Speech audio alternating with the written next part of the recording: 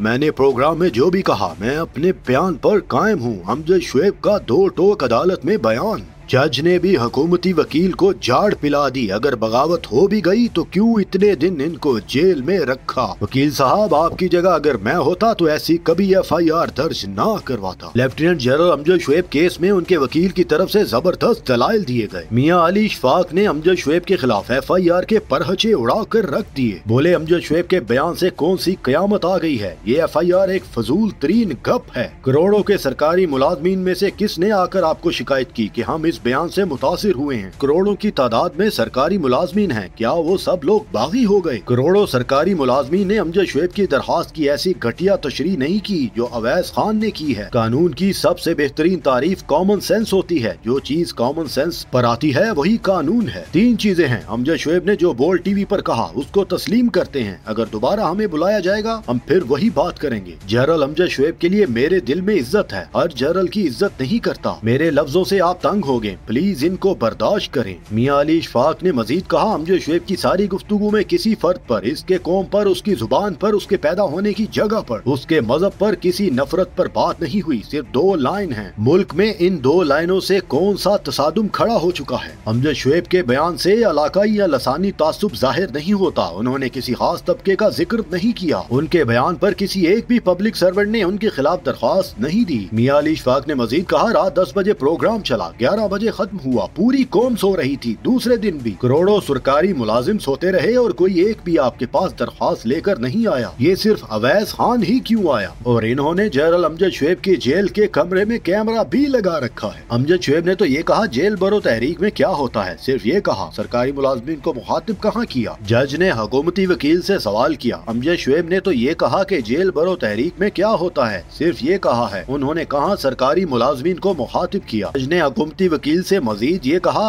आप जाकर अमजद शुएब साहब का बयान पहले पढ़ें। उन्होंने ये कहीं नहीं कहा जो आप बयान कर रहे हैं। आप तो इस चीज को साबित करने के लिए फिर रहे हैं जो बंदा खुद कहता फिर रहा है। आप फिर ऐसा करें, इनको नादरा लेकर जाएं और पता करें ये वाकई अमजद शुएब है कि नहीं। जज साहब के इन रिमार्क्स पर कमरे अदालत में कह कहे लग गए। हुकूमती वकील ने कहा हमने अमजद शुएब का फोटोग्रामेटिक करना है और ऑडियो मैचिंग टेस्ट भी करना है। जिस पर जज साहब ने इस्तफसार किया, मान लिया बगावत हो गई, 6 दिन क्यों रखा। 3 ग्रुपों को अमजद शुएब ने उकसाया है। अमजद शुएब ओपोजिशन को हुकूमत के खिलाफ उकसा रहे हैं। वो इनको कह रहे हैं आप तो तकलीफ उठा रहे हैं। जिस पर जज साहब ने कहा वो तो ओपोजिशन को कह रहे हैं कि आप तकलीफ उठा रहे हैं, इसमें हुकूमत का क्या ताल्लुक है। हुकूमती वकील ने कहा इन्होंने बोला है ऊपर बैठा हुआ हुक्मरान बेशर्म है। ये साजिश है जनाब, हुकूमती वकील ने जज साहब के सामने कहा। जिस पर जज साहब ने कहा अगर आपकी जगह मैं होता ये FIR कभी दर्ज ना होती। दलाइल मुकम्मल होने के बाद फैसला महफूज किया गया। उसके बाद अमजद शुएब को जमानत दे दी गई।